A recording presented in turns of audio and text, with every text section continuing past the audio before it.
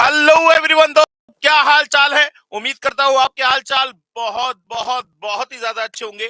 तो दोस्तों, आज हमारा है सेशन नंबर 6 और सेशन नंबर 6 के अंदर जितने भी अभी तक हमने सारे टॉपिक्स कवर कर लिए हैं उनसे रिलेटेड क्वेश्चंस की बात करने वाले हैं। आज का सेशन कुछ स्पेशल होने वाला है क्योंकि आज हम 100 क्वेश्चंस को डिस्कस करने वाले हैं। लेकिन वो पीडीएफ फाइल आपको जो मिलनी चाहिए वो पीडीएफ फाइल थोड़े टाइम बाद मिलेगी क्योंकि वो तैयार नहीं हो पाई। और आज का सेशन में जो हमने क्वेश्चंस लिए हैं वो बहुत अच्छे अच्छे क्वेश्चंस लिए हैं और आपको पता लगेगा माने जितने भी सेशंस हुए हैं उनके अंदर कोई भी क्वेश्चन रिपीटेड नहीं है। माने आज के सेशन में जितने भी क्वेश्चंस हैं वो अनरिपीटेड क्वेश्चन है, नॉन रिपीटेड क्वेश्चन है। और इसके अंदर हम बड़े अच्छे अच्छे टॉपिक्स को कवर करने वाले हैं। कौन कौन से टॉपिक हैं सर? पहला है रेशियो प्रोपोर्शन, दूसरा है इंडाइसेस, तीसरा है लॉगरिथम, फिर है आपका इक्वेशन, इनइक्वालिटीज, ठीक है ना, टाइम वैल्यू ऑफ मनी माने simple interest, compound interest, annuity, permutation, combination. इसके बाद लॉजिकल रीजनिंग के अंदर, ये तो मैथ्स का पार्ट हो गया। लॉजिकल रीजनिंग के अंदर हमने coding, decoding, number series, odd man out, direction test और ब्लड रिलेशन। इसके बाद हम बात करेंगे स्टैटिस्टिक्स की। तो स्टैटिस्टिक्स के अंदर हमने चैप्टर कवर किया है, एक तो statistical description of data, central value, measures of central tendency जिसे हम बोलते हैं, मेजर्स ऑफ डिस्पर्जन, और साथ में कवर किया है इंडेक्स नंबर। तो दोस्तों, आज का ये जो सेशन है दोस्तों, ये आपके लिए एक अच्छा सेशन होने वाला है क्योंकि इसके अंदर कुछ अच्छे क्वेश्चंस मैंने खुद बनाए हैं। तो वो मतलब आपको बहुत अच्छे लगेंगे देखने के बाद। चलिए, आइए बिना देर किए हुए सीधे सीधे हम अपने क्वेश्चंस की तरफ बढ़ते हैं। सबसे पहला क्वेश्चन आपके सामने जो दे रखा है वो कुछ इस तरीके का है। जरा ध्यान दीजिए सर। क्वेश्चन नंबर फर्स्ट कह रहा है सर कि in a certain business A and B receive profit in a certain ratio and B and C receive profit in the same ratio। माने जो A और B का रेशियो है वही आपका B और C का रेशियो है। जो A और B का रेशियो है वही आपका B और C का रेशियो है। वो कह रहा है if A gets 1600 C gets 2500 then what is the value of B। तो यहाँ पे A की जगह हम क्या लगा दे 1600, C की जगह हम क्या लगा दे 2500। तो बी की वैल्यू पूछ रहा है, तो बी की वैल्यू कितनी हो जाएगी 1600 इंटू 2500 का अंडर रूट। क्यों अंडर रूट हो गया सर? बी इंटू बी करेंगे बी स्क्वायर हो जाएगा, तो ये हो जाएगा 40 into 50 that is equal to 2000। तो आंसर हो गया सर ए 2000। बात समझ में आ गई दोस्तों? चलिए, अब हम बात करते हैं दोस्तों क्वेश्चन नंबर सेकंड की। अब हम बात करते हैं दोस्तों क्वेश्चन नंबर सेकंड की। वो कह रहा है ऑन सिंप्लीफिकेशन दिस, आपको रिड्यूस करने के बाद इसकी क्या वैल्यू मिलेगी। वैसे तो देखा जाए, ये देखे तो ये z की पावर a अपॉन z की पावर b है, ये z की पावर a अपॉन z की पावर c है, ये z की पावर b अपॉन z की पावर c है, ये z की पावर b अपॉन z की पावर a है, ये z की पावर c अपॉन z की पावर a है और ये z की पावर c अपॉन z की पावर b है। माने अगर हम देखें तो इस क्वेश्चन में हमें क्या करना पड़ेगा, एलसीएम लेना पड़ेगा, ठीक है ना। तो हम क्या करेंगे, इस वन को यहां काट के क्या लिख लेंगे, थोड़ा सा इसको बड़ा कर लेता हूं, थोड़ा सा बड़ा कर लेता हूं इसको। ये कुछ इस तरीके से है क्वेश्चन। तो इस वन को काट के हम यहां लिख सकते हैं z की पावर a माइनस ए, क्या लिख सकते हैं a माइनस ए, और यहां लिख सकते हैं z की पावर b माइनस बी, यहां लिख सकते हैं z की पावर, यहां लिख सकते हैं z की पावर c माइनस सी। तो देखा जाए इसमें से क्या कॉमन आएगा, z की पावर a कॉमन आएगा, ऊपर जाएगा z की पावर माइनस ए अपॉन z की power minus A plus z की पावर माइनस बी और प्लस z की पावर माइनस सी, प्लस इसमें से क्या कॉमन आएगा, z की पावर b, ऊपर जाएगा z की power minus B upon z की power minus B plus z की power minus C plus z की पावर माइनस ए। इसमें से क्या कॉमन आएगा, यहां इनमें से क्या कॉमन आएगा, z की पावर c कॉमन आएगा, ऊपर जाएगा z की power minus C upon z की power minus C plus z की पावर माइनस ए और प्लस z की पावर माइनस बी। अब जरा देखिए तीनों का एलसीएम सेम आ गया, ऊपर भी क्या आ गया, z की power minus A plus z की power minus B plus z की पावर माइनस सी अपॉन में z की power minus A plus z की power minus B upon z की पावर माइनस सी, माने z की power minus A plus z की power minus B और plus z की पावर माइनस सी, और नीचे भी क्या आ गया, z की power minus A plus z की पावर माइनस बी और प्लस z की पावर माइनस सी। ये दोनों के दोनों एग्जैक्टली सेम है, तो कट के क्या आंसर आएगा, 1। जो मेरे पेड स्टूडेंट हैं उन्हें ये क्वेश्चन वर्बली पता होगा, क्योंकि इस टाइप के क्वेश्चन हम लोगों ने बहुत सारे क्लास में प्रैक्टिस किए थे। तो इसका आंसर कितना हो गया दोस्तों, 1 हो गया। चलिए अब दोस्तों बात करते हैं क्वेश्चन नंबर 3 की। कह रहा है क्वेश्चन नंबर 3 में, कह रहा है, जरा ध्यान दीजिए, if x plus 5 is the mean proportion between x plus 2 and x plus 9, then the value of x पूछ रहा है। जो x plus 5 है वो इन दोनों का मीन प्रोपोर्शन है, माने हम यहाँ पे x plus 5 लिख सकते हैं। तो x plus 2, x plus 5 and x plus 9 are in proportion हो गया। तो x plus 2 अपॉन x plus 5 is equals to x plus 5 अपॉन x plus 9। अब हम क्या करेंगे, अब हम इसे सॉल्व नहीं करेंगे, put the value get the answer, बिल्कुल सॉल्व मत करिएगा इसे। तो 4 प्लस 2 कितना हुआ, 6, 4 प्लस 5 कितना हुआ, 9, 4 प्लस 5 कितना हुआ, 9, और 4 प्लस 9 वो 4 प्लस 9 कितना हुआ, 13।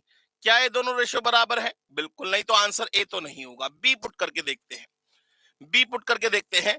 तो 7 प्लस 2 कितना हुआ, 9, और 7 प्लस 5 कितना हुआ, 12, यहां आ जाएगा 12, और 7 प्लस 9 कितना हुआ, 16। ये 3 टेबल से कट जाएगा, 3 4 जा, ये 4 की टेबल से कट जाएगा, 3 और 4 जा, बिल्कुल ठीक। तो आंसर क्या होगा, 7 होगा। आंसर क्या होगा दोस्तों, 7 होगा। चलिए अब हम बात करते हैं दोस्तों क्वेश्चन नंबर 4 की।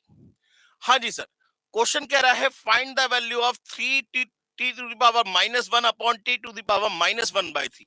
भाई बेस सेम है, तो हम क्या करेंगे, पावर्स को ऐड कर लेंगे, माने 3 into T to the power -1 और -1/3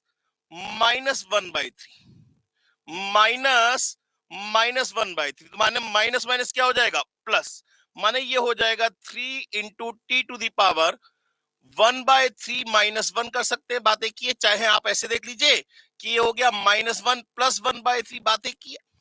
तो कुल मिला के कितना हो जाएगा, 1 माइनस सी करेंगे कितना हो जाएगा, -2/3, माने इसका आंसर आ जाएगा 3 टी टू दी पावर -2/3। अब पावर नेगेटिव है, पॉजिटिव करने के लिए कहां लिखेंगे, अपॉन में लिखेंगे, तो 3 upon T to the power कितना आ जाएगा, 2/3। तो आंसर कितना आ जाएगा, 3 upon T to the power कितना आ जाएगा, 2/3। क्लियर हो गई बात दोस्तों। चलिए अब दोस्तों बात करते हैं क्वेश्चन नंबर 5 की। थोड़ा सा इसको छोटा करना पड़ेगा, ये यहां तक का क्वेश्चन है, ठीक। क्वेश्चन नंबर 5 की बात करते हैं। कह रहा है certain sum amounted to ₹575 at 5% in a time in which ₹750 amounted to ₹840 at 4%। If the rate of interest is simple then find the sum. तो वो पूछ रहा है बताइए वो सम क्या होगा। मतलब सबसे पहले जो 750 रुपए है वो कितना हो जाता है सर, 840 हो जाता है। कितने रेट ऑफ इंटरेस्ट पे सर, 4% पे, माने यहां टाइम नहीं पता है। अब अगर देखा जाए तो इसने कितने रुपए कमाए, 90 रुपए कमाए। कितने पे, 750 रुपए पे, माने ये हो गया प्रिंसिपल, इंटरेस्ट हो गया 90, रेट ऑफ इंटरेस्ट 4% पता है। तो सबसे पहले टाइम निकाल लीजिए।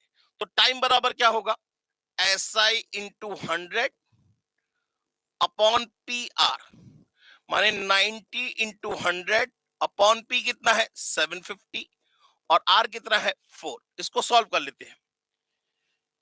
कैलकुलेटर कहां है सर, ये रखा है, हाँ जी सर। तो ये हो जाएगा 9000 डिवाइडेड बाय 750 और डिवाइडेड बाय 4, माने टाइम तो आ गया 3 इयर्स। टाइम कितना आ गया आपका, 3 इयर्स। अब आपको टाइम पता लग गया। अब वो कह रहा है certain sum amounted to rupees इतना, माने ये आपको दे रखा है अमाउंट, ठीक है ना। रेट ऑफ इंटरेस्ट कितना है, 5%, और टाइम आपको जो निकाला आपने उसका यूज करना, माने 3 इयर्स। तो आपसे क्या पूछ रहा है? प्रिंसिपल पूछ रहा है। क्या पूछ रहा है? प्रिंसिपल पूछ रहा है। तो अब जरा देखिए, सिंपल इंटरेस्ट के केस में ए बराबर क्या होता है? P 1 plus are T upon 100। ए बराबर P 1 plus are T upon 100। तो हम क्या करेंगे? ए की वैल्यू हमें पता है 575 रुपए, पी हमें नहीं पता, 1 प्लस आर इंटू टी करेंगे तो ये 0.15 आ गया, माने P is equal to 575 divided by 1.15। तो 575 डिवाइडेड बाय 1.15, ये आ गया 500 रुपए। बात खत्म। बात समझ में आ गई दोस्तों? चलिए अब बात करते हैं क्वेश्चन नंबर 5 के बाद क्वेश्चन नंबर 6 की। वो कह रहा है what is the difference between the simple interest and compound interest on a sum of rupees 8,000 for 2 by 5 years at the rate of 10% per annum when the interest is compounded yearly। हाँ जी sir, compounded yearly interest है। अब जरा देखिए, compounded yearly के case में यहाँ years में आपको दिक्कत आने वाली है। तो हम क्या करेंगे? सबसे पहले बहुत ध्यान सुनिएगा, सबसे पहले हम कंपाउंड इंटरेस्ट अलग से कैलकुलेट करें। 200, या तो आप इसे पावर से भी कैलकुलेट कर सकते हैं या आप इसे ऑप्शन से भी कैलकुलेट कर सकते हैं। सबसे बढ़िया, अच्छा मतलब ये पूछ रहा है what is the difference between the simple interest and compound interest on a certain of rupees certain some of money rupees 8,000। तो पहले एक काम करिए, 8,000 का 202 बाय 5 इयर्स के लिए 10% के अकॉर्डिंग कंपाउंड इंटरेस्ट निकाल लेते हैं। तो 202 बाय 5 इयर्स तो पूरे नहीं लेंगे, हम क्या लेंगे? 2 इयर्स की बात करेंगे। तो पहले आफ्टर 2 इयर्स, आफ्टर 2 इयर्स, ये कंपाउंड इंटरेस्ट की केस की बात कर रहा हूं। तो ए इज इक्वल टू कितना होगा? 8,000 1 प्लस रेट ऑफ इंटरेस्ट है 10 अपॉन 100 की होल पावर 2, कितना आ जाएगा? ये हो जाएगा सर 1.1 इंटू इक्वल इंटू 8,000, यह आ गया रुपीज 9680। ठीक है ना? ये क्या आ गया? 2 साल बाद का अमाउंट निकल आया। ये क्या निकल आया? 2 साल बाद का अमाउंट। अब for rest of the period, for rest of the period principal कितना हो गया? रुपीज 9680। टाइम कितना बचा? टाइम बचा सर 2 by 5 इयर्स, माने 0.4 इयर्स।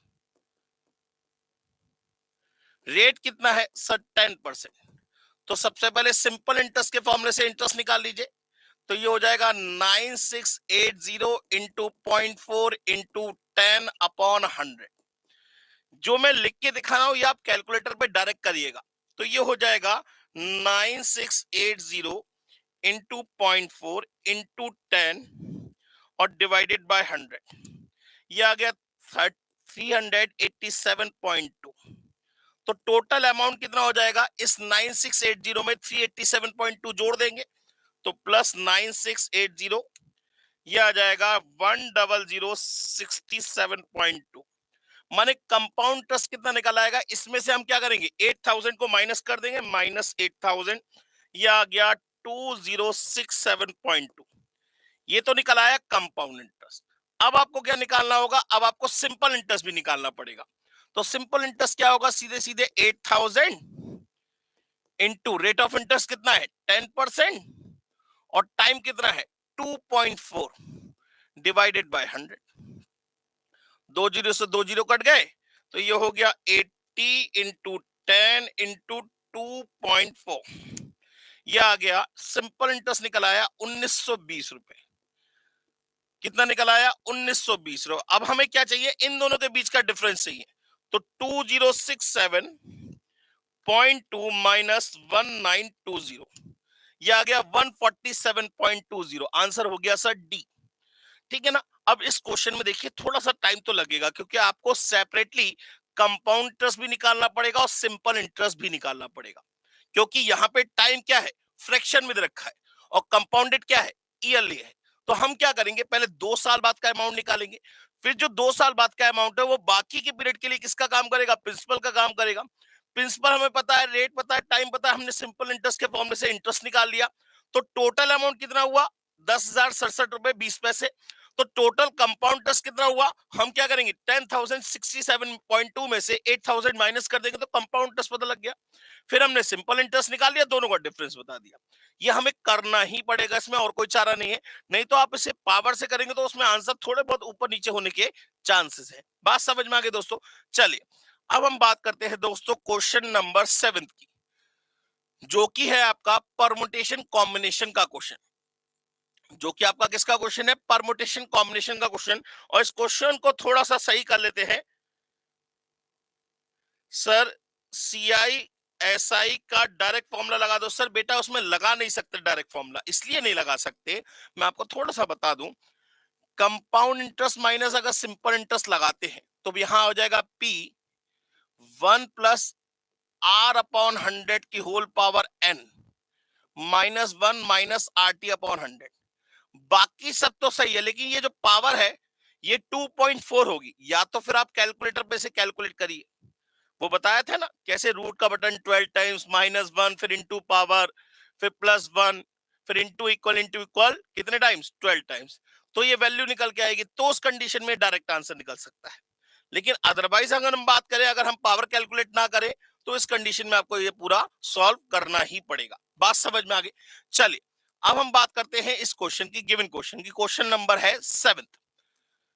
कह रहा है the solution for n factorial divided by 10। और जरा ध्यान से देखिए क्या लिखा है, पहले मैं बता दूं ये क्या लिखा है। ये लिखा है n factorial divided by 10 is equals to n-1 p n-3। ये है n-1 p n-3। जरा चेक करते हैं, वो कह रहा है n की वैल्यू बताइए। n की वैल्यू 5 लगाइए, तो 5 फैक्टोरियल डिवाइड बाय 10। 5 फैक्टोरियल का मतलब होता है 120 डिवाइड बाय 10 का मतलब हो गया 12। ठीक है ना। अब यहां 5 लगाते तो 5 माइनस 1 हो गया 4 और 5 माइनस 3 हो गया 2, माने 4p2 का मतलब हो गया 4 इंटू 3। बिल्कुल ठीक। तो इसका भी आंसर कितना आ रहा है 12 आ रहा है। तो मैंने इसे सॉल्व नहीं किया, मैंने इसे put the value get the answer से कर लिया, तो मेरा आंसर क्या निकल आया 5 निकल आया। लेकिन अगर मैं इसे सॉल्व करता दोस्तों, मैं इसे अगर सॉल्व करने पे जाता तो ये क्या होता, कैसे होता। तो ये होता n फैक्टोरियल डिवाइड बाय 10 और इक्वल्स टू था n-1 p n-3। तो ये होता है n फैक्टोरियल डिवाइड बाय 10 और यहां पे हम लगाते हैं एनपीआर का फॉर्मूला। क्या होता है एनपीआर का फॉर्मूला, एनपीआर इक्वल्स टू होता है n factorial divided bye n-r का फैक्टोरियल। तो यहां पे लगता n-1 factorial divided bye n-1 minus n+3 का फैक्टोरियल। ठीक है ना। अब इन दोनों में कौन बड़ा है, n फैक्टोरियल बड़ा है, तो हम इसे लिख सकते हैं n इंटू n-1 फैक्टोरियल। ये तो कैंसिल आउट हो गए, यहां पे n से n कैंसिल आउट हो गया, माने बचा n अपॉन 10 is equal to 1 upon 2 factorial का मतलब 2। तो n की वैल्यू कितनी आ गई 5 आ गई, तब भी आंसर क्या आएगा 5 ही आएगा। तो मैं तो ये चाहूंगा कि आप इसे put the value get the answer से करें। क्वेश्चन नंबर 8 की बात करते हैं दोस्तों। क्वेश्चन नंबर 8 कह रहा है the solution of the inequality this. इसको सॉल्व करना है, तो हम क्या करेंगे, इस 8x को उठा के इस साइड में ले जाए और इस 14 को उठा के इस साइड में ले जाए, तो यहां बचेगा 4x और यहां बचेगा कितना 6 माइनस 14 करेंगे तो कितना बचेगा -8। तो x is greater then -2, x is greater then -2। x is greater then -2 का मतलब अगर हम नंबर लाइन की बात करें तो -2 यहां कहीं लाई करेगा, यहां हो गया माइनस इनफाइनाइट, यहां हो गया प्लस इनफाइनाइट, माने -2 को इंक्लूड करना है नहीं करना है, तो यहां लगेगा ओपन फ्लैग से लेके ये सारी वैल्यूज आनी चाहिए। माने इसका आंसर हो जाएगा -2 टू इंफिनिटी और बोथ साइड क्या लगेगा ओपन इंटरवल, क्योंकि इंफिनिटी भी कभी इंक्लूड नहीं की जाती है और -2 भी कभी इंक्लूड -2 भी इसमें इंक्लूड नहीं किया गया। इंफिनिटी चाहे प्लस की हो चाहे माइनस की हो कभी भी इंक्लूड नहीं की जाती। अगर इंक्लूड करना होगा तो क्लोज इंटरवल लगेगा और इंक्लूड नहीं करना होगा तो उस कंडीशन में ओपन इंटरवल लगेगा। बात समझ में आ गई। तो इसका आंसर कितना हो जाएगा -2 टू इनफाइनाइट, माने डी वाला आंसर हो गया। समझ में आ गई बात दोस्तों। चलिए क्वेश्चन नंबर 9। अब ये पूछ रहा है बताइए इस शेडेड रीजन में कौन सा आंसर ठीक है। एक लाइन ये है, एक लाइन ये है, ये लाइन है x plus Y equal to 6 और ये लाइन है 2x minus Y equal to 0। अगर मैं इस लाइन को नाम दूं L1, इस लाइन को नाम दूं L2, तो L1 में तो हमें देखा जाए कहां जाना है, ऊपर की तरफ, माने इसकी इक्वेशन क्या हो जाएगी, ये जो शेडेड पोर्शन है किसमें आएगा, x plus Y is greater than equal to 6 में आएगा, x plus Y is greater than equal to 6 में आएगा। लेकिन अगर मैं L2 की बात करूं, इसकी बात करूं, तो ये जो लाइन है ये फर्स्ट और थर्ड क्वाड्रेंट के बीच में प्लॉटेड है, और मैंने आपको बताया था कि अगर कोई लाइन फर्स्ट और थर्ड क्वाड्रेंट के बीच में प्लॉटेड होती है तो उस कंडीशन में अगर आपको नीचे जाना होगा तो आप ग्रेटर देन इक्वल टू लगाएंगे और ऊपर जाएंगे तो लेस देन इक्वल टू लगाएंगे। तो इस कंडीशन में क्या होगा, यहां पे क्या लगेगा, हमें नीचे जाना है माने ग्रेटर देन इक्वल टू लगेगा, तो 2x minus Y is greater than equal to 0, माने इसका आंसर हो जाएगा, और x is greater than equal to 0 और y is greater than equal to 0 आएगा, क्योंकि ये क्वाड्रेंट किसमें बना हुआ है, सॉरी ये नीचे भी जा रहा है, तो y नेगेटिव भी हो सकता है, ठीक है ना। तो इसका आंसर क्या आएगा, y लेस देन भी हो सकता है, y क्या होगा, नेगेटिव भी हो सकता है, तो इसका आंसर क्या आएगा, x plus Y is greater than equal to 6 और 2x minus Y is greater than equal to 6, माने इसका आंसर कौन सा हो जाएगा सर, दोनों ग्रेटर चाहिए, वो इसी में हो रहा है, दोनों ग्रेटर वाला काम इसी में हो रहा है, तो आंसर क्या होगा, ए होगा। आंसर क्या होगा इसका दोस्तों, ए होगा। आंसर क्या होगा इसका दोस्तों, ए होगा। हाँ जी सर एस्पिरेंट रवि पूछ रहे हैं, सर आईसीआई के क्वेश्चन ही पेपर में आते हैं क्या, सर कुछ नहीं आता पेपर में, आईसीआई की बुक से कुछ नहीं आएगा और सब कुछ उसी से आएगा, जैसे एनसीईआरटी का हिसाब किताब होता है, बिल्कुल सेम पैटर्न यहाँ पे भी चलता है, टाइप वही रहेगा लेकिन एग्जैक्ट क्वेश्चन सेम आएगा, इसकी कोई गारंटी नहीं है।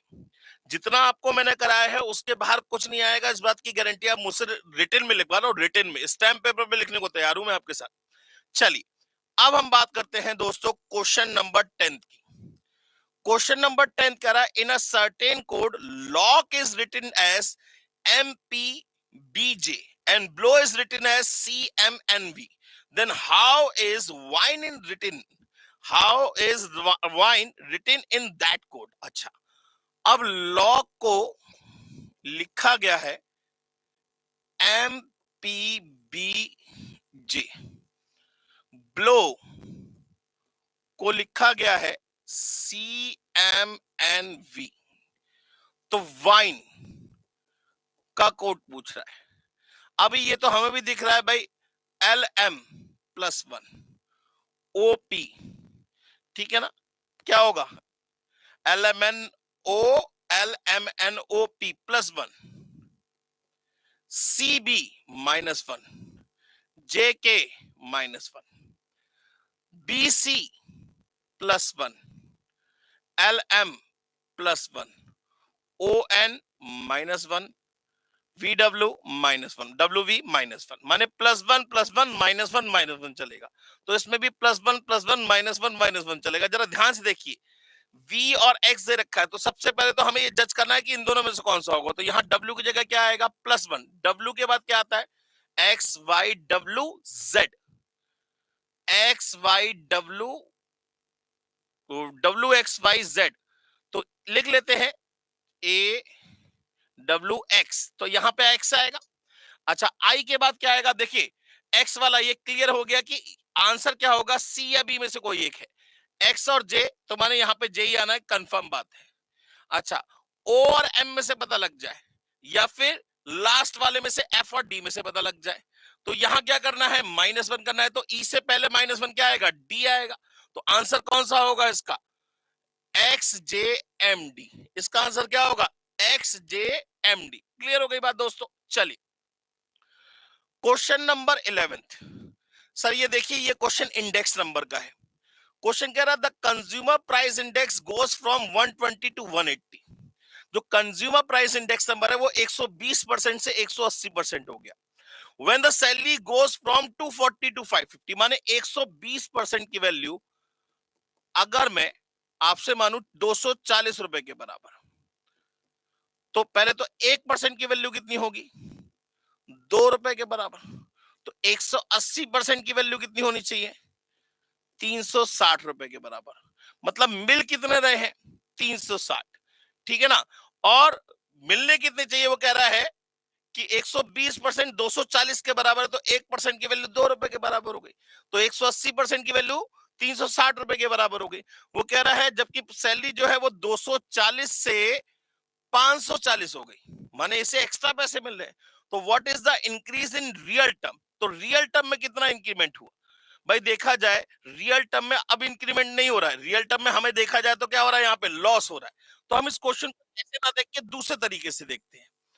अब हम कहते हैं कि साहब ऐसा है, 180% जो है वो कितने के बराबर, 540 के बराबर, ठीक है ना, उल्टा लेके चलते हैं। 180% जो है वो किसके बराबर है, 540% के बराबर। तो 1% की वैल्यू कितनी हुई, 1% की वैल्यू हो गई 3 रुपीज की। 1% की वैल्यू कितनी हो गई, 3 रुपीज की। तो 120% की वैल्यू कितनी होगी सर, 360 रुपए के बराबर होगी। मतलब मिलने चाहिए थे 360 और मिल कितने रहे थे, 240। माने कितने रियल टर्म का वैल्यू हो गई, 80 रुपए की वैल्यू, नहीं 80 नहीं, 360 और 240 में 120 रुपए का डिफरेंस आएगा। इसके ऑप्शन गलत दे रखे सर, इसके ऑप्शन गलत है या फिर यहाँ पे ये वैल्यू गलत है, दोनों में से एक चीज गलत है, ये कंफर्म बात है। इस क्वेश्चन को छोड़ देते हैं, नेक्स्ट क्वेश्चन की बात करते हैं। क्वेश्चन नंबर 7, वो कह रहा है out of 7 boys and 4 girls a team of debate club of 5 is to be chosen. ठीक है ना, कितने बॉयज है सर, बॉयज है 7, गर्ल्स कितनी है सर, गर्ल्स है 4, और कितने की टीम सेलेक्ट करनी है सर, 5 की टीम सेलेक्ट करनी है, टोटल हो गए 11। वो कह रहा है the number of teams such that each team includes at least 1 girl, कम से कम एक गर्ल तो होनी ही चाहिए। तो कम से कम एक गर्ल की अगर हम बात करें दोस्तों, तो इस कंडीशन में 1 2 3 और 4, यहां एक तो यहां कितना चाहिए होगा 4, यहां 3, यहां 2 और यहां 1। अब जरा मुझे ये बताइए इसमें कौन सा वाला केस नहीं आया, इसमें गर्ल में 0 वाला केस नहीं आया, बाकी सारे केसेस आ गए। तो हम एक काम करें, या तो हम इसको ऐसे निकाल लेते हैं, पहले ऐसे ही निकाल लेते ज्यादा बढ़िया रहेंगे। तो ये हो जाएगा 7C4, 7C4 का मतलब हो गया 35 इंटू 4C1 माने 4, माने आंसर हो गया 140। फिर हो गया 7C3, 7C3 भी 35, 4C2, 4 इंटू 3/2 6, ये हो गया 210। फिर हो गया 7C2 that is equal to 21, 4C3 माने 4, ये हो गया 84, 7C1 ये हो गया 7 और 4C4 ये हो गया 1। इनको जोड़ लीजिए, 350 ये हो गया और 80 430 और 434 441, आंसर कितना आएगा 441 डी। एक तरीका तो क्वेश्चन को सॉल्व करने का ये हो गया। दूसरा तरीका, अब जरा ध्यान दीजिए, तो इसमें गर्ल में 0 वाला केस नहीं आया, मतलब अगर हम टोटल में से 0 वाला माइनस कर दें तो बाकी ऐसे केसेस निकल आएंगे जिसमें कम से कम एक गर्ल तो रही होगी। तो टोटल केस कितने बनेंगे सर, 11C5, 11 में से कोई से भी 5 में से कौन सा वाला केस नहीं आया सर, 0 गर्ल वाला केस नहीं आया। मतलब अगर हम इसको छोड़ दें तो 0 गर्ल, तो बॉयज कितने चाहिए होंगे 5, माने 7C5 को उठा के क्या कर दें, माइनस कर दें। 11C5 का मतलब हो गया 462 और 7C5 का मतलब हो गया 21, तो आंसर कितना आ जाएगा 441। तो ये ज्यादा इजी पड़ेगा, इसमें आपको सारे केसेस बनाने पड़ेंगे, इसमें केसेस बनाने की कोई जरूरत नहीं है। बात समझ में आ गई दोस्तों? चलिए अब हम बात करते हैं दोस्तों क्वेश्चन नंबर 13 की। क्वेश्चन नंबर 13 जरा ध्यान से देखिए, in grow is written as W equals to W a percent hash. अच्छा, ग्रो को जो लिखा गया है वो ये लिखा गया है, ग्रो को लिखा गया है equals to at the rate percentage hash, with in written as this, with in को लिखा गया है ये पूरा कोड ये है।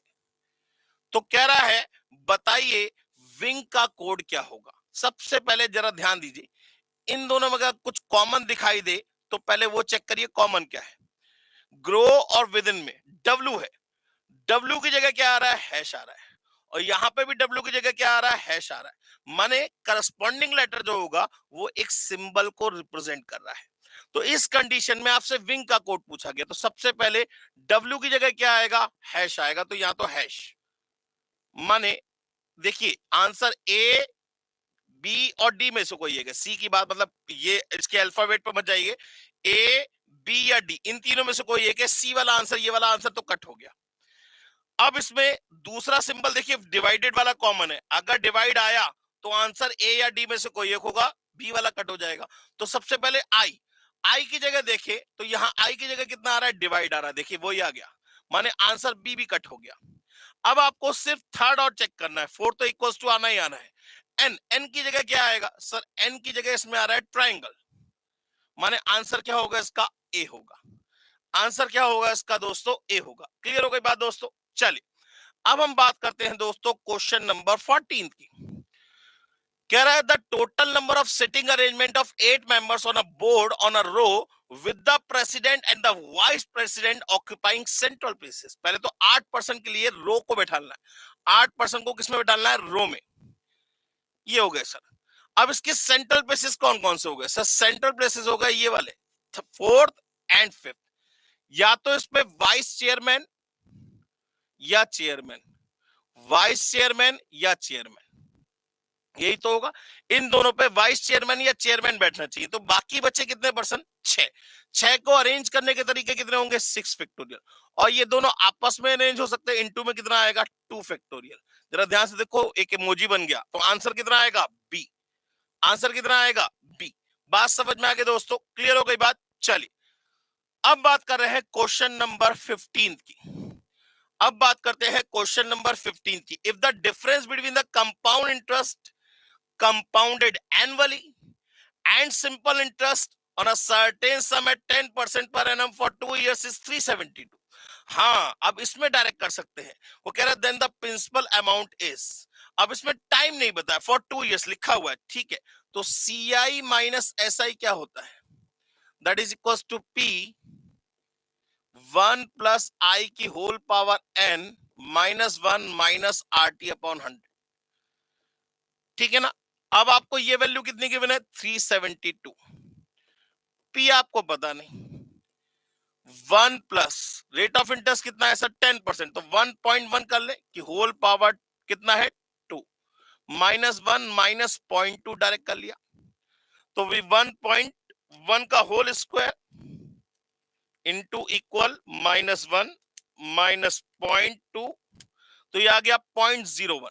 कितना निकल आया, सब मिला के पूरी वैल्यू कितनी निकल आई, 0.01। तो इस वैल्यू को इसके डिवाइड में डालेंगे तो आंसर आ जाएगा 37,200। आंसर कितना आ जाएगा, 37,200, 37,200। चलिए दोस्तों अब बात करते हैं क्वेश्चन नंबर 16 की।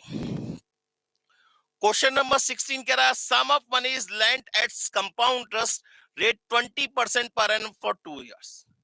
It would fetch rupees 482 more if the interest is compounded half yearly। अच्छा, अब देखिए सिंपल इंटरेस्ट नहीं है, ये कह रहा है अगर एनुअली से सेमी एनुअली पे उठाता तो मेरा 482 रुपए मुझे, माने 482 रुपीज मुझे एक्स्ट्रा मिलते। तो बताइए कि प्रिंसिपल क्या है। तो आप एक काम कर सकते हैं, चाहे ऑप्शन लेके भी कर सकते हैं।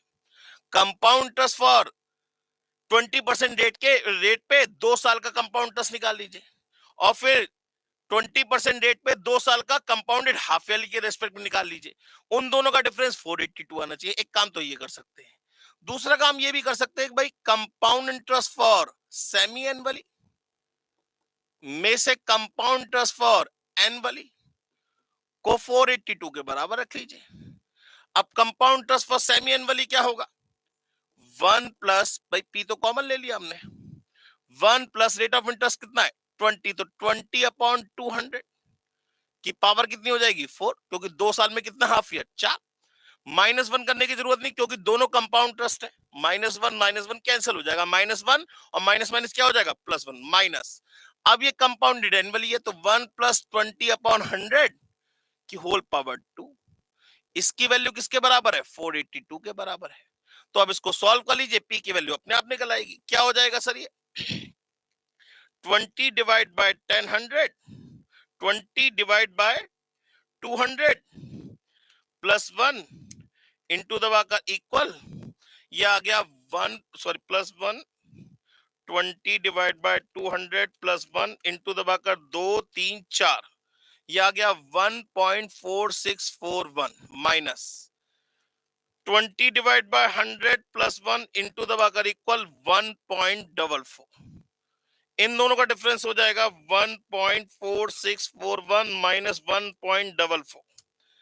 ये जो वैल्यू निकल के आई, इनका डिफरेंस निकल के आया आपका, ये निकल के आया 0.0241 इंटू पी बराबर कितना है 482। बराबर कितना है 482, माने ये वाली वैल्यू क्या जाएगी 482 के डिवाइड में जाएगी, तो 482 डिवाइड बाय 0.0241। आंसर आ गया सर 20,000। आंसर क्या आ गया सर 20,000। क्लियर हो गई बात दोस्तों। चलिए अब दोस्तों बात करते हैं क्वेश्चन नंबर 17 का। इसको रब कर देता हूं। चलिए क्वेश्चन नंबर 17 की बात करते हैं, बहुत ध्यान से देखिए। क्वेश्चन नंबर 17 कह रहा है sir, in a certain code date is written as this. बिल्कुल सेम क्वेश्चन जो अभी हमने ऊपर करा था। Style is written as this, तो वो डिले का कोड पूछ रहा है। सबसे पहले जरा देखिए, हैशटैग चारों में है, एट द रेट 3 में है, माने और डॉलर भी 2 में है, माने परसेंटेज भी डॉलर, और ये दो अलग अलग सिंबल है। कुल मिला के चेक करना कि कौन सा आंसर ठीक है। सबसे पहले डी की जगह क्या आया हैशटैग, और यहाँ पे इन दोनों में कॉमन लेटर कौन सा हुआ, इन दोनों में कॉमन लेटर कौन सा हुआ, इन दोनों में कॉमन लेटर हुआ ई। ई की जगह यहाँ आ रहा है एट द रेट, और यहाँ पे भी ई की जगह क्या आ रहा है एट द रेट। बिल्कुल ठीक, बिल्कुल ठीक। इसका मतलब जो करस्पॉन्डिंग लेटर है वो करस्पॉन्डिंग सिंबल को रिप्रेजेंट कर रहा है। डिले तो एट द रेट वाले तो दोनों है, क्योंकि डी की जगह अब क्या आएगा, डी की जगह आएगा हैशटैग। डिले के लिए कह रहा है ना, तो डी की जगह क्या आएगा हैशटैग, ई की जगह क्या आएगा एट द रेट, एल की जगह क्या आएगा, एल की जगह आएगा एरो, एल की जगह क्या आएगा एरो। तो ऐसा तो एक ही है, कौन सा, ए वाला आंसर है। ऐसा तो एक ही है, कौन सा, ए वाला आंसर है। बाकी हमें आगे जज करने की जरूरत नहीं है। बात समझ में आ गई दोस्तों। चलिए क्वेश्चन नंबर 18 कह रहा है, daily in the morning, daily in the morning the shade of the clock tower installed on railway station falls on high rise mall. माने एक ये रेलवे स्टेशन है, इसकी परछाई किस पे पड़ती है, हाई राइज मॉल पे। किसमें, मॉर्निंग में। तो बेटा जी एक बात बताओ, अगर यहां से सूरज उगेगा और अगर मैं यहां रेलवे स्टेशन मानूं, तो इसकी परछाई किस पे गिर रही है, हाई राइज मॉल पे। ठीक है ना, ऐसा तभी होगा क्योंकि ईस्ट में होगा तो इसकी शेडो गिरेगी वेस्ट में। अब वो कह रहा है, and in the evening the shadow of the same mall, माने इस मॉल की परछाई on the clock tower installed on railway station exactly, और इसकी परछाई शाम को सूरज ढलते समय इसकी परछाई कहां पे पड़ रही है, रेलवे स्टेशन पे पड़ रही है। So in which direction is clock tower to mall, जो क्लॉक टावर है वो मॉल के किस डायरेक्शन में, माने जो रेलवे स्टेशन के ऊपर क्लॉक टावर बना हुआ था ये मॉल की किस डायरेक्शन में है। सर ये किस डायरेक्शन में, सर ईस्ट की डायरेक्शन में है, ईस्टर्न साइड में होगा। किस डायरेक्शन में होगा सर, ईस्टर्न साइड में होगा। क्लियर हो गई बात दोस्तों। चलिए अब बात करते हैं दोस्तों क्वेश्चन नंबर 19 की। कह रहा है, Miss N walks 19 kilometre towards north. अच्छा जी, ये 19 किलोमीटर नॉर्थ की तरफ चली। यहां से स्टार्टिंग पॉइंट माना, यहां से 19 किलोमीटर नॉर्थ की तरफ चली। From there she walks 6 kilometre towards south, माने वापस 6 किलोमीटर यहां से वापस आ गई, ये 6 किलोमीटर यहां से ये साउथ की तरफ वापस आ गई। Then she walks 3 kilometre towards east, south के बाद इसने 3 किलोमीटर ईस्ट की तरफ डायरेक्शन की, यहां 3 किलोमीटर। ठीक है ना, in which direction is she with the reference to her starting point, तो इस अपने स्टार्टिंग पॉइंट के बिहाफ पे किस डायरेक्शन में। सर ये नॉर्थ है, ये साउथ है, ये ईस्ट है, ये वेस्ट है। तो ये क्या है, ये क्या है, अगर मैं यहां से मानूं तो ये क्या है, नॉर्थ ईस्ट की डायरेक्शन में है। किस डायरेक्शन में है, नॉर्थ ईस्ट की डायरेक्शन में। अपने स्टार्टिंग पॉइंट से ये किस डायरेक्शन में, नॉर्थ ईस्ट की डायरेक्शन में है। क्लियर हो गई बात दोस्तों। चलिए अब बात करते हैं क्वेश्चन नंबर 20। अब बात करते हैं क्वेश्चन नंबर 20 की। वो कह रहा है, Vicky introduces John as the son of the only brother of his father's wife. अच्छा, how is Vicky related to John, चलिए देखते हैं। Vicky introduces John as the son, John as the son, John जो है वो son है किसका, John as the son of the only brother of his father's wife. किसके, विक्की के जो फादर है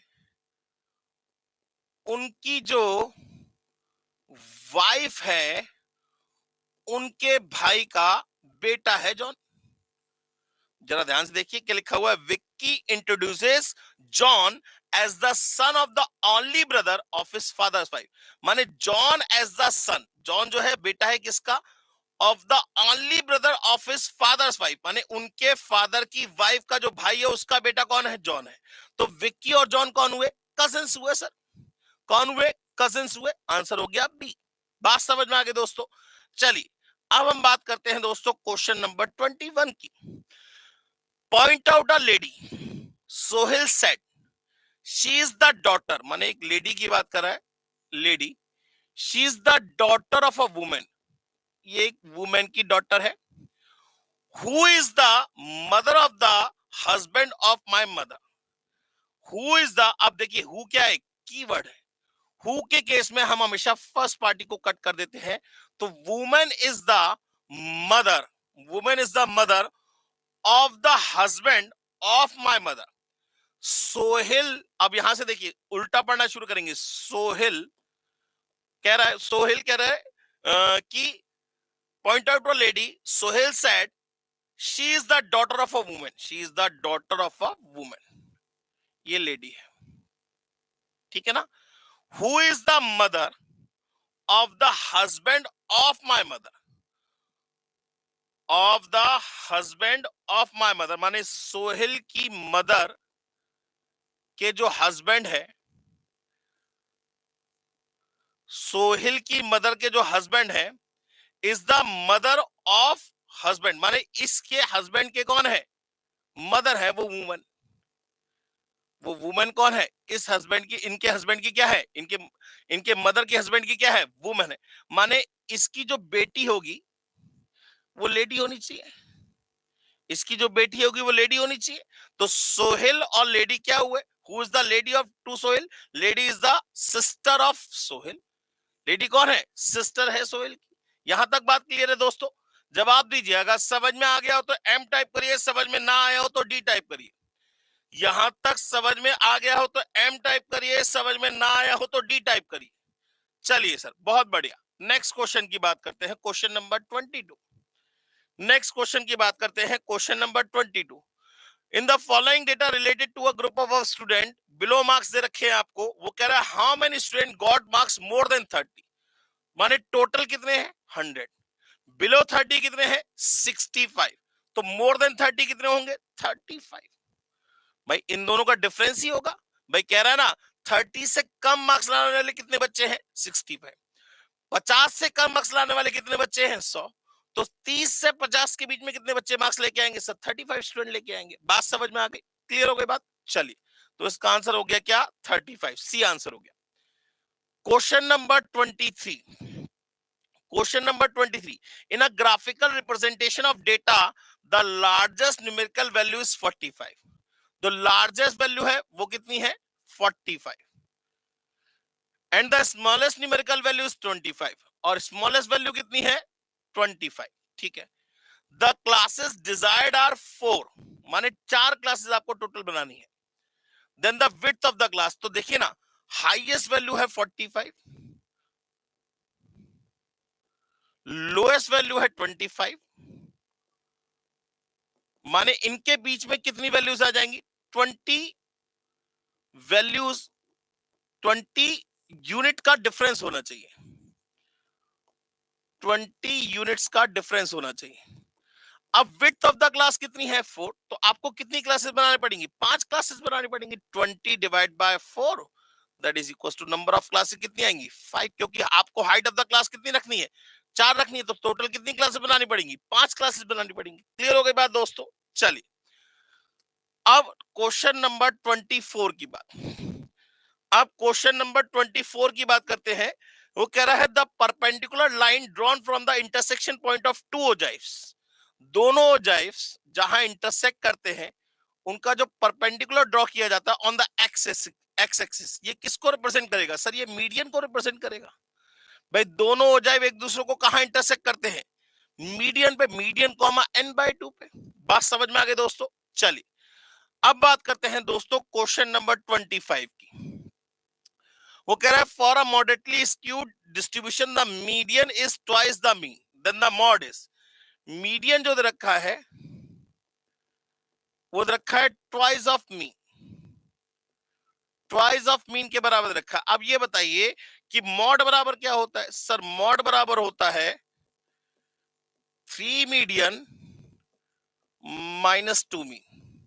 तो एक काम करिए, मीडियन की जगह 2 मीन लगा दीजिए, तो मॉड इज इक्वल टू कितना आ जाएगा, 3 2 जा 6 मीन -2 मीन, माने मॉड इक्वल टू कितना आ जाएगा, 4 टाइम्स ऑफ मीन के। मॉड इक्वल टू क्या आ जाएगा, 4 टाइम्स ऑफ मीन के। ऐसा तो कोई ऑप्शन दे ही नहीं रखा, 3 2/3 हो ही नहीं सकता सर, हो ही नहीं सकता। आंसर जो भी आएगा या तो मीन के रेस्पेक्ट में आएगा या मीडियन के रेस्पेक्ट में आएगा। बात समझ में आ गई दोस्तों। चलिए क्वेश्चन नंबर 26, क्वेश्चन नंबर 26 देखिए क्या कह रहा है। 100 participants express their opinion on recommending a new product to their friends। माने 100 पार्टिसिपेंट थे, उन्होंने क्या करा, एक ओपिनियन रखा कि वो एक नए प्रोडक्ट को अपने दोस्तों को बताएंगे using the attributes most unlikely, माने ज्यादातर लोग जो नहीं पसंद करते, अनलाइकली माने जो पसंद नहीं आता लोगों को, नॉट श्योर जिसके लिए वो श्योर नहीं है, लाइकली पसंद आ रहा है, मोस्ट लाइकली बहुत ज्यादा पसंद आ रहा है। तो the appropriate measures of central tendency that can be used here is, बताइए कौन सी सेंट्रल टेंडेंसी का यूज करना चाहिए। मीन यूज करना चाहिए, ज्योमेट्रिक मीन यूज करना चाहिए, मॉड यूज करना चाहिए या हार्मोनिक मीन यूज करना चाहिए, बताइए क्या होना चाहिए। भाई इस केस में हम क्या कहेंगे, मॉड का यूज करेंगे। भाई ज्यादातर कौन सा आर्टिकल शॉप में रखा जाता है, जैसे आपने देखा होगा एडिडास का शोरूम होता है, वुडलैंड का शोरूम होता है, जितने भी शोरूम्स होते हैं वो कौन से आर्टिकल्स को रखते हैं अपने यहाँ, मॉड के बिहाफ पे। मोस्ट ऑफ द केसेस कौन सा आर्टिकल बिकता है उसके बिहाफ पे वो क्या करते हैं, आर्टिकल्स को अपने यहाँ डिस्प्ले कराते हैं। तो इस केस में कौन सा आर्टिकल, कौन सा एवरेज यूज किया जाएगा, मॉड का यूज किया जाएगा। बात समझ में आ गई दोस्तों। चलिए अब बात करते हैं क्वेश्चन नंबर 27 की। अब बात करते हैं दोस्तों क्वेश्चन नंबर 27 की। Puru was driving his car and at a circle there was a direction pole, ठीक है ना, which was showing all the 4 correct direction, but due to the wind it turns in such a that manner that now north pointer is showing west। Puru went to the wrong direction thinking that he was traveling। अच्छा जी, अब जरा देखिए बड़ा अच्छा question है direction test का। Puru was driving his car at a circle, एक circle पे अपने कार को घुमा रही थी ऐसे करके, ठीक है ना, घुमा रही थी जैसे भी है, ठीक है ना। There was a direction pole भी लगा हुआ था, नॉर्थ साउथ ईस्ट और west, which was showing all the 4 correct directions, जो सब सारी करेक्ट डायरेक्शन को शो कर रहा था। But due to the wind, हवा तेज चली, it turns in such a manner that now north pointer is showing west. जो नॉर्थ पॉइंटर है वो क्या बन गया, वो बन गया सर वेस्ट, वो वेस्ट बन गया। तो यहां आ जाएगा नॉर्थ, यहां आ जाएगा ईस्ट और यहां आ जाएगा साउथ, ठीक है ना, यही तो होगा। ठीक, अब क्या हुआ, वो कह रहा है Puru went in the wrong direction, Puru जो है वो रॉन्ग डायरेक्शन में जा रही है, thinking that he was travelling, वो किस ट्रैवल डायरेक्शन में ट्रैवल कर रही है, माने it turns in such a manner north pointer. अच्छा वो क्या किस डायरेक्शन में, at a circle wide direction which was showing all the 4 correct direction, but due to the wind it turns in such a manner that now north pointer is showing west, north जो है वो waste को show कर रहा है, बिल्कुल ठीक बात है। Puru went in the wrong direction, Puru जो है रॉन्ग डायरेक्शन में, thinking that he was travelling किसके रेस्पेक्ट में, at a circle there was a direction pole which was showing at the 4 correct direction, but due to the wind it turns in such a manner that now north pointer is showing the west, north pointer जो है वो waste को show कर रहा है। तो circle में move कर रही थी, Puru went in the wrong direction that he was travelling, अच्छा ही वॉज ट्रेवलिंग, नॉर्थ की जगह वो कहां जाएगी, अब वेस्ट में जाएगी सर। नॉर्थ की जगह कहां जाएगी सर, वो वेस्ट में जाएगी, माने सेम क्वेश्चन है। वो ये कह रहा है वो नॉर्थ की डायरेक्शन में सोच रही थी, मैं चल रही हूँ, नॉर्थ की जगह वो किस में चल रही है सर, वेस्ट की डायरेक्शन में चल रही है। क्लियर हो गई बात दोस्त। चलिए अब क्वेश्चन नंबर 28 की बारी, बहुत ध्यान से देखिए। Plus means multiply, minus means divide, divide means plus, multiply means minus. तो then the value of 540 minus 36 plus 12 divided by 75 into 55। तो सबसे पहले 540, साइन को चेंज कर लेते हैं, माइनस का मतलब कितना है, minus means divide, 540 divided by 36, plus means multiply, multiply by 12, divide means plus 75, फिर मल्टीप्लाई मींस माइनस, माइनस 55। आपसे पूछ रहा है बताइए इसकी वैल्यू क्या आएगी, ये पूछ रहा है। माने पहले मैंने क्या करा, सभी सिंबल्स को चेंज करके लिख दिया। अब इसके बाद मैं इसे सॉल्व करूंगा। सॉल्व कैसे करेंगे, बॉड मास से, BODMAS, माने सबसे पहले ब्रैकेट, O का मतलब ऑफ, D का मतलब डिवाइड, M का मतलब मल्टीप्लाई, A का मतलब एडिशन, S का मतलब सब्ट्रैक्शन। सबसे पहले डिवाइड करेंगे, तो 540 डिवाइड बाय 36, 540 डिवाइड बाय 36, 15 आ गया सर। 15 into 12 plus 75 minus 55। अब मल्टीप्लाई करेंगे, 15 इंटू 12 180 प्लस 75 माइनस 55। तो ये तो बीसी रह गया, आंसर कितना आएगा 200। इसमें से तो कोई भी आंसर नहीं आ रहा सर। आंसर कितना आएगा 200। 15 इंटू 12 180 होगा, बिल्कुल ठीक है। 180 में 20 और जोड़ देंगे 200 आ जाएगा। 540 डिवाइड बाय 36, 15 आ गया। 15 इंटू 12 180 प्लस 75, ये हमने सही करा है, पहले चेक कर ले। माइनस की जगह क्या आएगा, डिवाइड, बिल्कुल ठीक है। प्लस की जगह क्या आएगा, प्लस की जगह आएगा मल्टीप्लाई, बिल्कुल ठीक है। डिवाइड की जगह क्या आएगा, प्लस, बिल्कुल ठीक है। मल्टीप्लाई की जगह क्या आएगा, माइनस, बिल्कुल ठीक है। हमारा आंसर बिल्कुल ठीक है। आंसर कितना आएगा 200 आएगा। और इस टाइप का क्वेश्चन बेटा पेपर में आने की पूरी उम्मीद है इस बार, ध्यान रखिएगा। इस टाइप का क्वेश्चन पेपर में आने की पूरी उम्मीद है इस बार, ठीक है ना। चलिए अब क्वेश्चन नंबर 29 की बात करते हैं। It is in a certain code, bond is written as 1543, Dean is written as 3864। बेट की कोडिंग पूछ रहा है। जरा पहले इन दोनों में कॉमन लेटर चेक करिए, क्या है, एन। एन की जगह यहां आ रहा है 4, यहां पे भी आ रहा है 4, माने करस्पॉन्डिंग लेटर अपने पर्टिकुलर डिजिट को रिप्रेजेंट कर रहा है। तो बेट की कोडिंग पूछ रहा है, तो बी की जगह क्या आएगा सर, बी की जगह आएगा 1। ई की जगह क्या आएगा सर, ई की जगह आएगा 8। और डी की जगह क्या आएगा सर, डी की जगह आएगा 3। तो आंसर आ जाएगा 183। आंसर क्या आ जाएगा 183। क्लियर हो गई बात दोस्तों। चलिए क्वेश्चन नंबर 29 के बाद क्वेश्चन नंबर 30।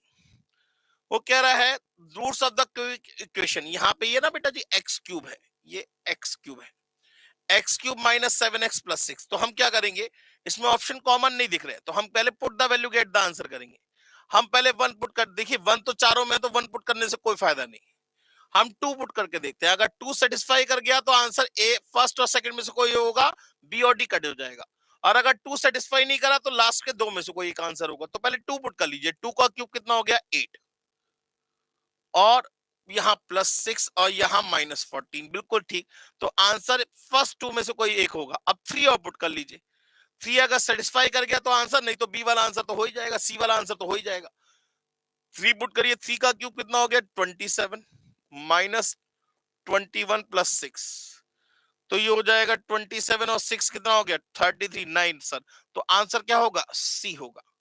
आंसर क्या होगा, सी होगा। क्लियर हो गई बात दोस्तों। चलिए क्वेश्चन नंबर 30 के बाद क्वेश्चन नंबर 31, थोड़ा इसको छोटा करना पड़ेगा समझने के पर्पज से।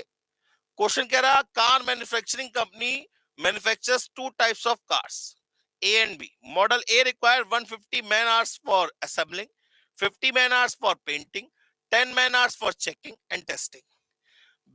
Model B requires 60 man hours for assembling, 40 man hours for painting, and 20 man hours for checking and testing. There are available total, available का मतलब इससे ज्यादा काम नहीं हो सकता, 30,000 नॉन 30,000 मैन आवर्स हो गए, 30,000 man hours for assembling.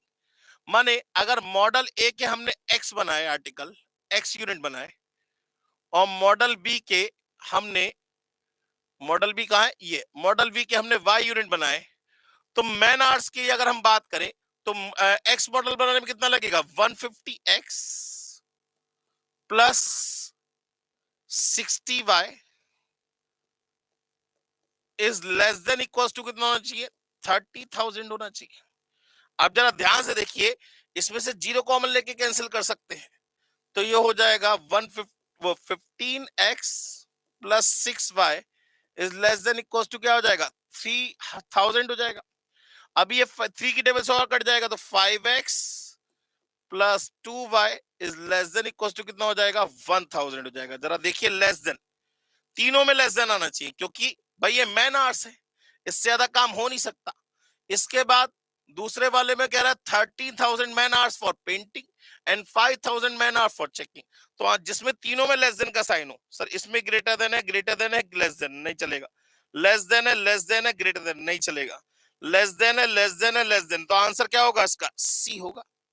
Answer क्या होगा इसका, सी होगा। बात समझ में आ गई दोस्तों। क्वेश्चन नंबर 31 के बाद क्वेश्चन नंबर 32, क्वेश्चन नंबर 31 के बाद question number 32। A sum of rupees 7,500 amounts to rupees 9,075 at 10% per annum. Interest being compounded yearly in a certain time. The simple interest in rupees on the same sum for the same time for the same rate is. Compound interest की जगह आपसे simple interest पूछ रहा है, क्या करेंगे बताइए। आपको 7500 के 9,075 हो जाते हैं कितने, 10% के हिसाब से। रेट ऑफ इंटरेस्ट बता रखा है लेकिन टाइम नहीं बता रखा, तो सबसे पहले टाइम पता करना पड़ेगा आपको। क्या पता करना पड़ेगा, टाइम पता करना पड़ेगा। तो प्रिंसिपल हो गया 7,500, अमाउंट हो गया 9,075, तो 9,075 बराबर 7,500 और 1 प्लस 10/100 की होल पावर n।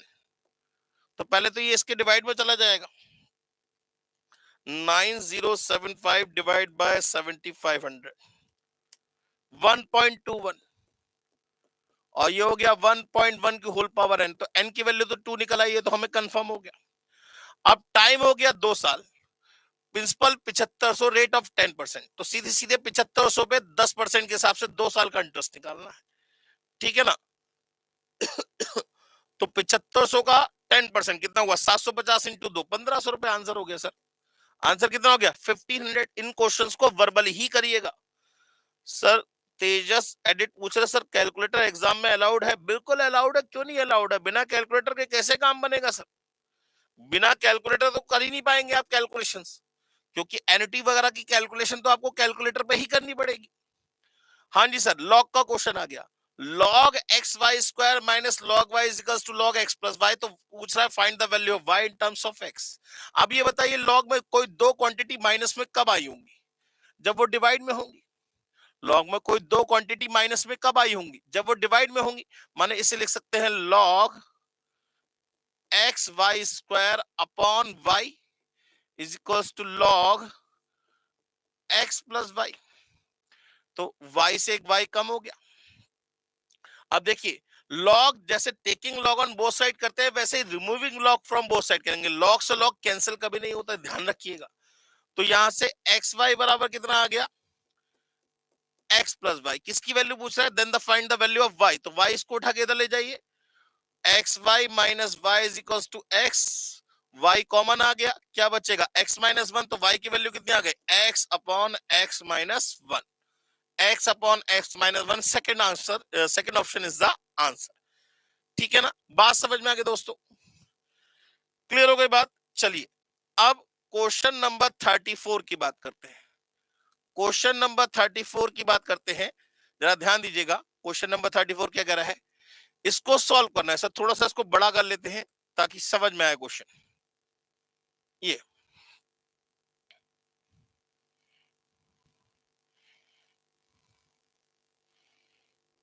हाँ जी sir.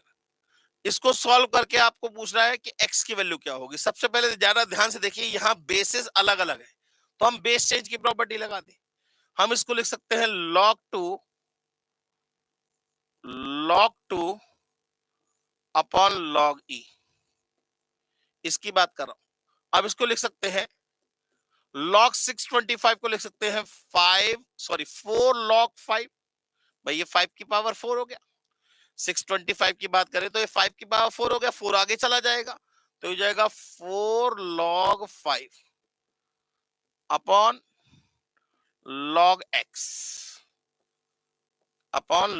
x is equals to log 16 को लिख सकते हैं 4 log 2, तो ये हो गया 4 log 2 अपॉन log 10। अच्छा, log 10 टू द बेस को लिख सकते हैं log 10 अपॉन log e। तो जरा ध्यान से देखिए, log 10 से log 10 कट गया, ठीक है ना। log e से log e कैंसिल कर दिया, 4 से 4 कैंसिल हो गया, log 2 से log 2 कैंसिल हो गया। माने कुल मिला के log 5 अपॉन log x बराबर 1, माने log 5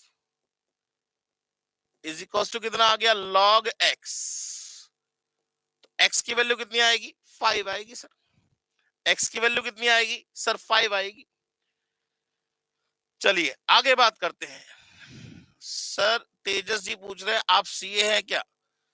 सर हम तो सीए नहीं है, हम तो छठी में 6 बार फेल आदमी है।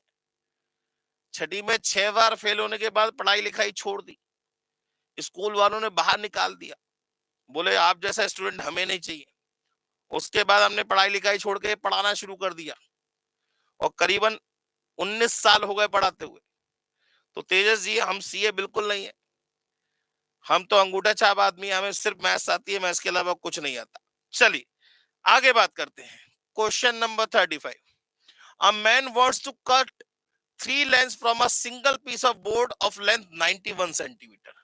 माने ये एक लेंथ है 91 सेंटीमीटर को, इसको ये 3 पार्ट में डिवाइड करना चाहता है। The second length is to be 3 centimetre longer than the shortest one। माने 3 लेंथ होगी ना, एक शॉर्टेस्ट, एक लॉन्गेस्ट और एक मीडियम, बीच वाली, ठीक है ना। अब वो कह रहा था सेकेंड लेंथ माने मीडियम की बात कर रहा है, is to be 3 centimetre longer than the shortest one. जो मीडियम है वो शॉर्टेस्ट वन से 3 सेंटीमीटर क्या है, लॉन्गर है, माने shortest plus 3 centimetre. And the third length is to be the twice as the shortest length, और जो लॉन्गेस्ट है वो ट्वाइस ऑफ शॉर्टेस्ट है, ठीक है ना। What is the possible length for the shortest piece. तो अब हम शॉर्टेस्ट लेंथ लेके चलते हैं।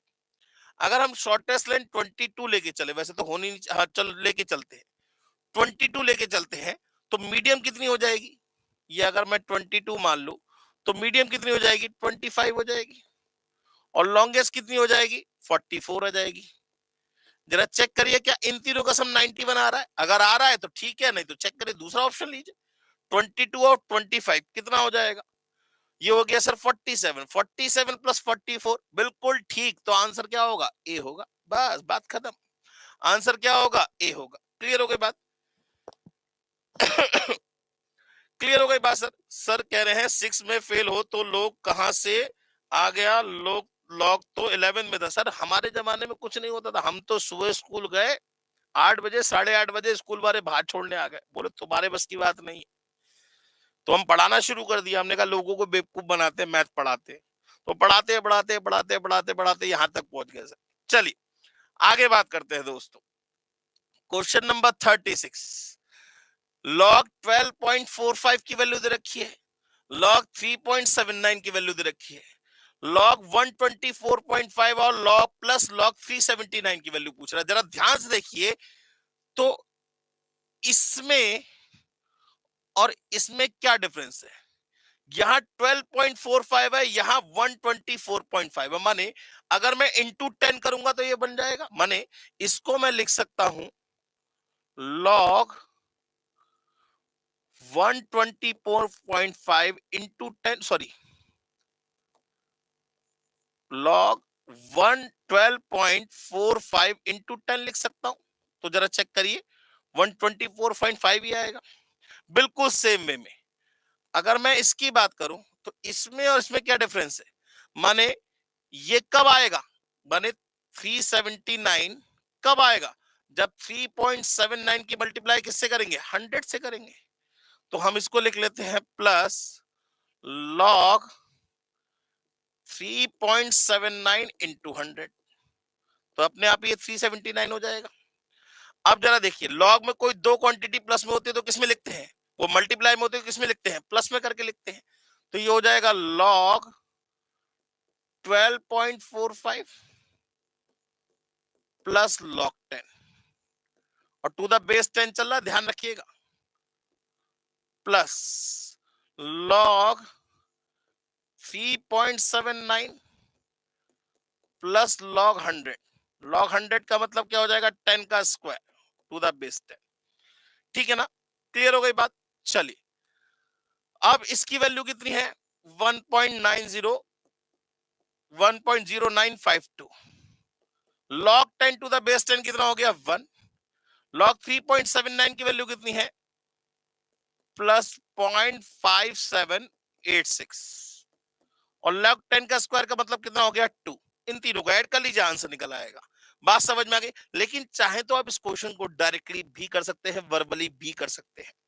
अब जरा देखिए, इसको सॉल्व करते हैं तो 3 और 2 और 1 3 और 1 4 पॉइंट कुछ समथिंग, माने आंसर होगा ये वाला। ठीक है ना, क्लियर हो गई बात। अच्छा, मैं चाहूं तो इस क्वेश्चन को डायरेक्टली भी कर सकता हूं, जरा ध्यान से देखिएगा, बहुत ध्यान से। मैं इसको अगर डायरेक्टली देखूं तो ये है 12.45, ये है 124.5, माने हमें इंटू 10 करना है। इंटू 10 का मतलब यहां 1 पॉइंट की जगह कितना आंसर आ जाएगा, ये हो जाएगा 2 पॉइंट, ये हो जाएगा 2.0952, 2.0952। ऐसे ही बिल्कुल सेम वे में ये 3.79 की वैल्यू 0.5786 है, तो इंटू 100 करेंगे तब जाके आएगा 379। तो हम क्या कर देंगे, इसमें 2 ऐड कर देंगे, तो हो जाएगा 2.5786। तो इन दोनों को ऐड करेंगे तो आंसर क्या आएगा, ये वाला 4 पॉइंट समथिंग। सर तेजस जी पूछ रहे हैं, स्कूल में ऐसा क्या कांड कर दिया कि स्कूल वालों ने घर छोड़ दिया। सर कुछ नहीं, पढ़ाई लिखाई करते नहीं थे उस समय, आप मिले नहीं थे, नहीं तो कोई समझा देता, आप जैसे समझदार कोई बुद्धिजीवी हमें समझा देता कि पढ़ लिख लोगे तो कुछ बन जाओगे, तो आज हम भी कुछ बने बैठे होते। चलिए सर, कोई बात नहीं, चलता रहता है तो लाइफ में।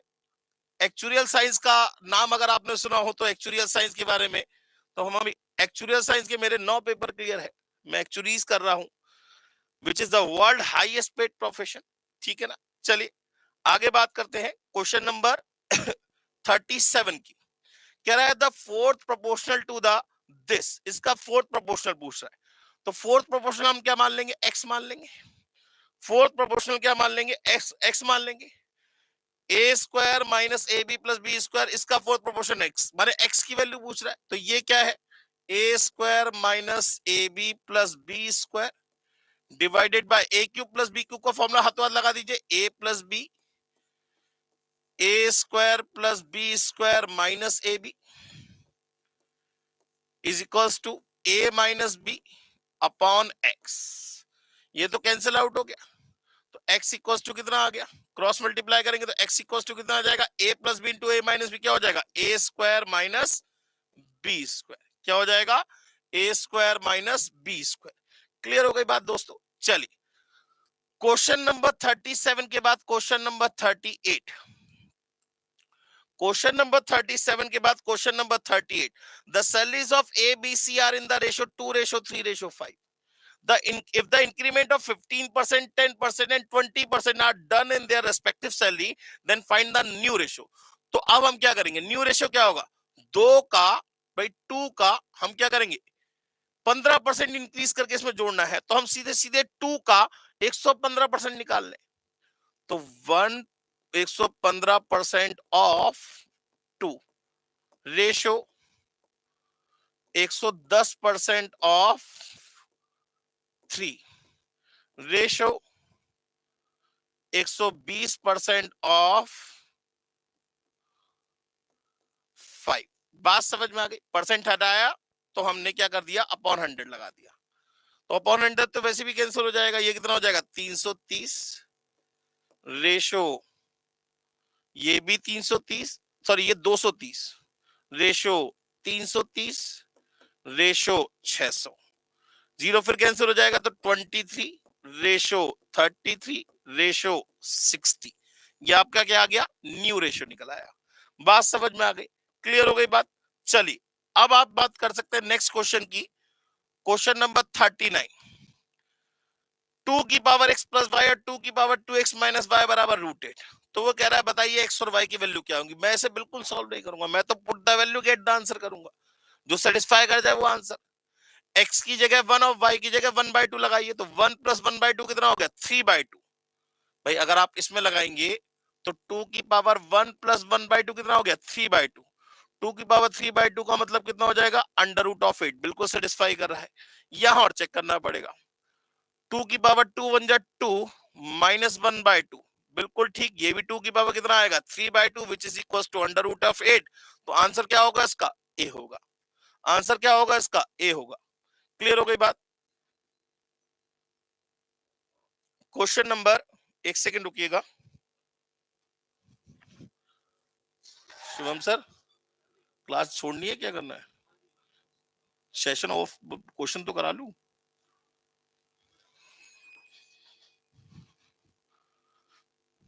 क्वेश्चन नंबर 40 की बात करते हैं। क्वेश्चन नंबर 40 की बात करें, in a multiple choice question paper consisting of 100 question 1 mark each, a candidate gets 60% marks if the candidate attempt all the question and there was a penalty of 0.25। बिल्कुल ICI वाला pattern है sir, बिल्कुल ICI वाला pattern. सारे question attempt करे, 60% marks आए, गलत question attempt करने पे 0.25 की नेगेटिव मार्किंग है। तो वो कह रहा है the difference between the number of right answer and the wrong answer is. तो बताइए कितने का डिफरेंस होना चाहिए। अब अगर खुद देखिए ना, 100 के 100 क्वेश्चन अटेम्प्ट करें, मान लेते हैं 90 क्वेश्चन करेक्ट है और 10 क्वेश्चन इनकरेक्ट है, तो इस कंडीशन में मार्क्स कितने आएंगे, 90 मार्क्स तो ये आ गए, ठीक है ना। और माइनस क्या हो जाएगा, 0.25 से अगर इंटू करेंगे तो कितना हो जाएगा, 2.5 मार्क्स क्या हो जाएंगे, माइनस हो जाएंगे। तो इस कंडीशन में क्या आएंगे, 87.5 मार्क्स आएंगे, जबकि कितने मार्क्स आए, 60% मार्क्स आए हैं। तो 90 और 10 वाला अंतर तो होगा नहीं, तो डिफरेंस हो जाता है 80 क्वेश्चंस का। तो इसी तरीके से करना है, बहुत ध्यान से। तो इसमें हम क्या करेंगे, राइट आंसर्स को मान लेते हैं एक्स और रॉन्ग आंसर्स को मान लेते हैं वाई, उसके रेस्पेक्ट में क्वेश्चन करेंगे, आराम से आपका क्वेश्चन हो जाएगा। अब बेटा जी यहां पे हमें क्लास को क्लोज करना पड़ेगा, क्योंकि अब ऑफिस आवर्स हो रहे हैं। इसके बाद वाली क्लास आपको नेक्स्ट क्लास में, माने कल की क्लास में आपको इसकी रिकॉर्डेड क्लास मिल जाएगी। नेक्स्ट क्लास में हमारा सेशन नंबर 7 जैसे चलना था वैसे ही चलेगा, और आज की क्लास मुझे मजबूरी में क्लोज करनी पड़ेगी। तब तक के लिए thank you very much, take care and bye bye.